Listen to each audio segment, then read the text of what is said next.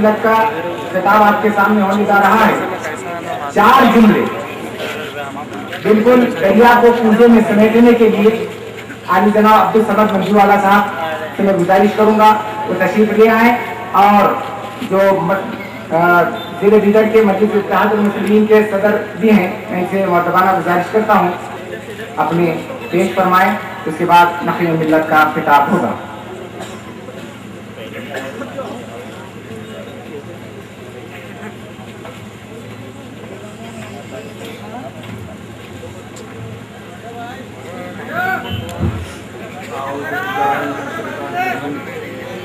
بسم اللہ الرحمن الرحیم۔ معزز حضرات، میں بحیثیت معتمد محل انوار القرآن شاخ جامع نظامیہ دیگر اور نمائندہ الحاج سلطان صلاح الدین صاحب اویسی کی حیثیت سے بحیثیت صدر مجلس آج کے عظیم شان موقع پر سید مرتضیٰ باقر قادری نبیرہ شیخ الاسلام قادری چمن کا اور نقیب ملت الحاج بیرسٹر اسد الدین اویسی صدر کلی مجلس اتحاد المسلمین معزز رکن پارلیمنٹ الخیر لوک سبھا حیدرآباد کا، ساتھ ساتھ میں سید شاہ زین العابدین محمد حسینی سجادہ نشین خان حضرت ابو الفیض اشتیاق پورہ دیگر کا محترم کے ساتھ میں سید شاہ ثابت حسین صاحب جامعی سجادہ ابو الفیض، سید شاہ حسن حسینی صاحب سجادہ نشین و متولی بارگاہ سید شاہ عزیز صاحب محمد آباد کا تحریر کا خیر مقدم کرتے ہوئے آپ حضرات سے خواہش کرتا ہوں، وہاں انوار القرآن جامع نظامیہ کی کہا ہے کہ یہاں زائد 80 بچے زیر تعلیم ہیں، اقامتی قرارداد میں یتیم و یسیر ہیں۔ آپ حضرات وہاں انوار القرآن کی سرپرستی فرماتے ہوئے وہاں مضبوط فرمائیں۔ اتنا کہتے ہوئے آپ حضرات سے خواہش کروں گا روایت کے مطابق ایک مرتبہ نقیب ملت کا نعرہ تکبیر کی گونج میں استقبال کرے۔ نعرہ تکبیر، نعرہ تکبیر،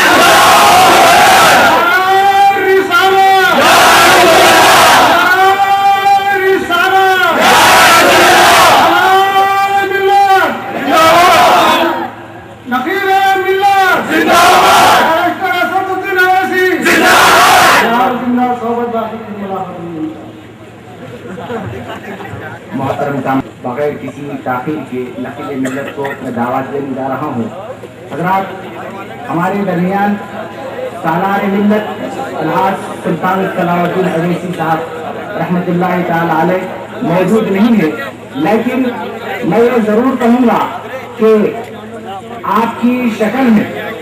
کہ آپ نے ایک غم نبی میں لباس سے ہستی بدل دیا ہے، اور وہ بدلی ہوئی ہستی نقیب ملت کے روپ میں ہمارے سامنے موجود ہے۔ تو میں آج بڑے ہی ادب و احترام کے ساتھ عالی جناب نقیب ملت بیرسٹر اسد الدین اویسی صاحب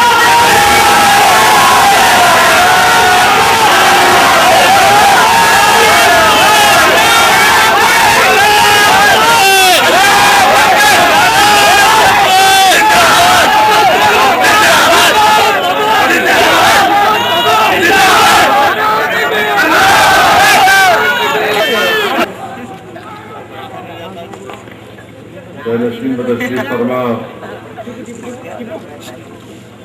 صدر جلسہ جناب سید ذوالفقار ہاشمی صاحب، اس جلسے جو زیر نگرانی حضرت سید شاہ اسد اللہ صاحب محمد حسینی المعروف صاحب ثاقب قاسمی صاحب، نشین میں تشریف فرما محترم الحاج حضرت ابو المعارف شاہ زین العابدین گنج نشین صاحب، سجاد نشین بارگاہ حضرت शाह ज़ैनुल आबिदीन हज़रत सैयद शाह ज़ैनुल आबिदीन मोहम्मद हुसैनी साहब, हज़रत सैयद शाह हुसैन हुसैनी अल-मारूफ पाशा हुसैनी साहब आस्तान बुखारिया अहमदाबाद हैदराबाद से तशरीफ लाए हज़रत मौलाना सैयद मुस्तफ़ा पाशा कादरी औलिया हुसैनी साहब, मौलाना अनवार अहमद साहब, अज़ीज़ान मिल्लत इस्लामिया, एक बात का खुलासा करना चाहूँगा कि यकीनन एक बहुत ही लंबे अरसे के बाद इस तारीखी शहर विला, मगर एक वादा करके जा रहा हूँ कि इंशाअल्लाह ताला अब दोबारा जब आऊँगा तो इतना वक्फा नहीं होगा, बार बार आते रहूँगा।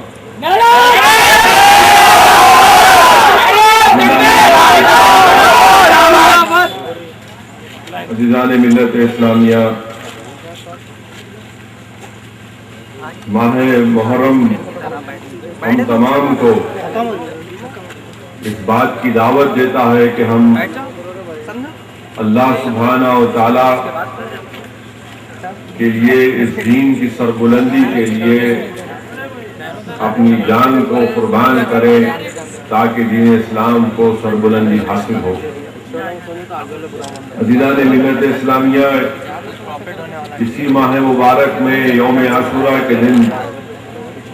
हज़रत आदम अलैहिस्सलाम की दुआ कबूल हुई। इसी माह मुबारक मुहर्रम में यौम आशूरा के दिन हज़रत नूह अलैहिस्सलाम की कश्ती को क़रार मिला। इसी माह मुबारक जब रसूलुल्लाह सल्लल्लाहु अलैहि वसल्लम हिजरत करके मदीने शरीफ को तशरीफ लाए और वहां पर अल्लाह के रसूल सल्लल्लाहु अलैहि वसल्लम ने देखा कि यहूद और नसारा भी इस माह मुबारक के यौम आशूरा के दिन रोज़ा रखते थे, और जब सबब दरियाफ्त किया तो रसूलुल्लाह सल्लल्लाहु अलैहि वसल्लम को बताया गया कि इस दिन हज़रत मूसा अलैहिस्सलाम की दुआ कबूल हुई। तो अल्लाह के रसूल सल्लल्लाहु अलैहि वसल्लम ने इरशाद फरमाया कि हम उनसे ज़्यादा इसके मुस्तहिक़ हैं, और अल्लाह के रसूल सल्लल्लाहु अलैहि वसल्लम ने 9 और 10 मुहर्रम का रोज़ा रखा और ख्वाहिश की कि तमाम उम्मत 9 और 10 मुहर्रम का रोज़ा रखे। अज़ीज़ान मिल्लत इस्लामिया, जब ये माह मुबारक आता है, माह मुहर्रम, तो ये हमको दावत फ़िक्र देता है अहले बैत के ताल्लुक से। और हदीस शरीफ में आया, हज़रत अबू सईद खुदरी रज़ी अल्लाह तआला अन्हु से रिवायत है कि रसूलुल्लाह सल्लल्लाहु अलैहि वसल्लम ने फरमाया कि तुम्हारी दुआ उस वक्त कबूल नहीं होती जब तक कि तुम मुझ पर और मेरी आल पर यानी मेरी अहले बैत पर दुरूद सलाम नहीं भेजते। तो मालूम हो अज़ीज़ान मिल्लत इस्लामिया कि दुआ की कबूलियत के लिए ज़रूरी है कि आप और हम रसूलुल्लाह सल्लल्लाहु अलैहि वसल्लम पर और आले रसूलुल्लाह सल्लल्लाहु अलैहि वसल्लम पर दुरूद सलाम भेजते रहें। अज़ीज़ान मिल्लत इस्लामिया, इमाम यूसुफ बिन इस्माइल निभानी अपनी किताब बरकात आले रसूल में लिखते हैं कि हर चीज की बुनियाद होती है, और दीन इस्लाम की बुनियाद, हदीस शरीफ लिखते हैं कि अल्लाह के रसूल सल्लल्लाहु अलैहि वसल्लम ने फरमाया कि दीन इस्लाम की बुनियाद, आका ने फरमाया कि मेरे अहले बैत और मेरे सहाबा। रसूलुल्लाह सल्लल्लाहु अलैहि वसल्लम ने इरशाद फरमाया कि पुले सिरात पर वही साबित कदम रहेगा जो मेरी आल से, मेरी अहले बैत से मोहब्बत करेगा और मेरे सहाबा से मोहब्बत करेगा। अज़ीज़ान मिल्लत इस्लामिया, बरकात आले रसूल में इमाम यूसुफ बिन इस्माइल निभानी हदीस शरीफ लिखी, और इस हदीस को तफसीर रूहुल बयान में भी लिखा गया कि अल्लाह के रसूल सल्लल्लाहु अलैहि वसल्लम ने फरमाया कि जो अहले बैत की मोहब्बत में मरेगा अल्लाह उसको बख्श देगा, جو اہل بیت کی محبت میں مرے گا اللہ اس کی توبہ کو قبول کرے گا، جو اہل بیت کی محبت میں مرے گا ملک الموت اس کی روح قبض کرنے سے پہلے اس کو جنت کی بشارت دیں گے۔ حدیث شریف میں آیا کہ جو اہل بیت کی محبت میں مرے گا وہ جنت میں ایسا داخل ہوگا جیسے کوئی دلہن اپنے دولہا کے گھر میں داخل ہوتی ہے۔ عزیزان ملت اسلامیہ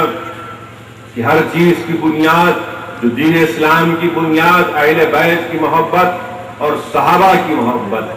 اور آپ اور ہم جانتے ہیں اگر بدر میں جتنے قلعے ہیں اور جتنے تاریخی مقامات ہیں اگر ان کی بنیاد مضبوط نہیں ہوتی تو وہ قلعے نہ وہ تاریخی عمارات ٹھہرتے۔ تو ضروری ہے کہ بنیاد مضبوط ہونا، بغیر بنیاد کے کوئی عمارت نہ ہم تعمیر کر سکتے، اور اگر وہ عمارت تعمیر ہو گئی تو وہ عمارت ٹک نہیں سکتی۔ اس لیے علماء کرام نے آپ اور ہم کو بتایا کہ اہل بیت کی محبت اللہ کی طرف سے بہت بڑا انعام ہے، اور جس کے دل میں اہل بیت کی محبت نہیں ہے اس کے دل میں ایمان کی بنیاد بھی نہیں ہے۔ علماء کرام نے آپ کو اور ہم کو بتایا۔ عزیزان ملت اسلامیہ، جہاں پر یہ ماہ مبارک آپ کو اور ہم کو اہل بیت کی محبت کے تعلق سے بتاتا ہے، وہیں پر عزیزان ملت اسلامیہ اس ماہ مبارک میں کربلا کا واقعہ۔ عزیزان ملت اسلامیہ، آپ نے ابھی مولانا مرتضی پاشا قادری کی بصیرت افروز کتاب کو سنا۔ میں صرف چند باتیں آپ کے سامنے رکھ کر اپنی بات کو ختم کر دوں گا۔ سب سے پہلی بات یہ عزیزان ملت اسلامیہ کہ امام حسین کی شہادت کوئی وقتی واقعہ نہیں تھا، بلکہ علماء کرام نے لکھا اور ہم کو سمجھایا کہ یہ قدرت کا نظام ہے، یہ قدرت کا نظام ہے۔ اور وہ کیا ہے کہ جب فرعون نے ظلم کیا، جب نمرود نے ظلم کیا تو اللہ نے حضرت ابراہیم علیہ السلام کو کھڑا کیا،